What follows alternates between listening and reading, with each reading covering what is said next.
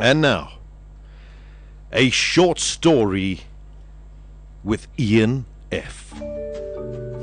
Hello everybody and welcome to the short story for this wonderful Wednesday afternoon on Balls Visual Radio. Today we review the new product Veet for Men Hair Removal Gel Cream, the 200ml version for personal care. This a review from a man who recently used the product and wrote on our website. We thought we'd share it with you to tell you how good it really is.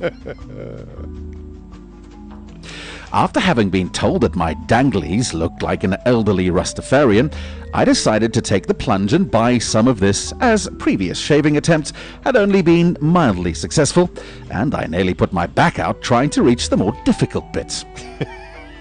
Being a bit of a romantic, I thought I'd do the deed on the missus's birthday as a little bit of a treat. I ordered my Veet well in advance, and working in the North Sea, I considered myself a bit above some of the characters writing the previous reviews and wrote them off as soft office types. Oh, my fellow sufferers, how wrong I was. I waited until the other half was tucked up in bed, and after giving some vague hints about a special surprise, I went down to the bathroom.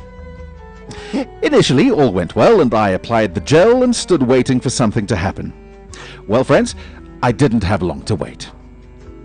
At first, there was a gentle warmth, which in a matter of seconds was replaced by an intense burning, and a feeling I can only describe as being given a barbed wire wedgie by two people intent on hitting the ceiling with my head. Religion hadn't featured much in my life until that night, but suddenly I became willing to convert to any religion to stop the violent burning around the turd tunnel, what seemed like the destruction of the meat and two veg. Struggling not to bite through my bottom lip, I tried to wash the gel off in the sink and only succeeded in blocking the plug hole with a mat of hair.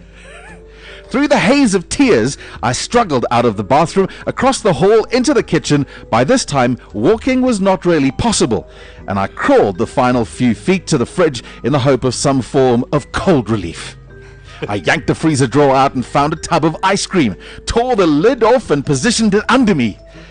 The relief was fantastic, but only temporary, as it melted fairly quickly, and a firing stabbing soon returned to my bum. Due to the shape of the ice cream tub, I hadn't managed to give the starfish any treatment, and I groped around in the drawer for something else, as I was sure my vision was going to fail fairly soon. Finally, I grabbed a bag of what I later found out was frozen Brussels sprouts, and tore it open, trying to be as quiet as I did. I took a handful of the Brussels sprouts and tried in vain to clench some between the cheeks of my arse. This was not doing the trick, as some of the gel had found its way up the chutney tunnel, and it felt like the space shuttle was running its engines behind me. This was probably and hopefully the only time in my life I was going to wish there was a gay snowman in the kitchen, which should give you some idea of the depths I was willing to sink to in order to ease my pain. The only solution my pain-crazed mind could come up with was to gently ease one of the sprouts where no veg had gone before. Unfortunately, alerted by the strange grunts coming from the kitchen, the other half chose that moment to come and investigate, and was greeted by the sight of me, ass in the air, strawberry ice cream dripping from my balls, pushing a Brussels sprout up my ass while muttering, "Oh, that feels good. Oh." Understandably, this was a little shocking to my wife, and she let out a little "Ah!" as I hadn't heard that come from her for a long time. It must have caused an involuntary spasm of shock.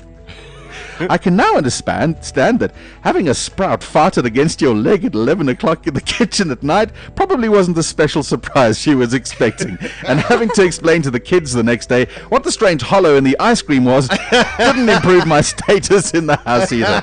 So to sum it up, Veet removes hair, dignity, and self-respect. Oh, brilliant, brilliant, brilliant. Oh, my word. I love it. Beautiful.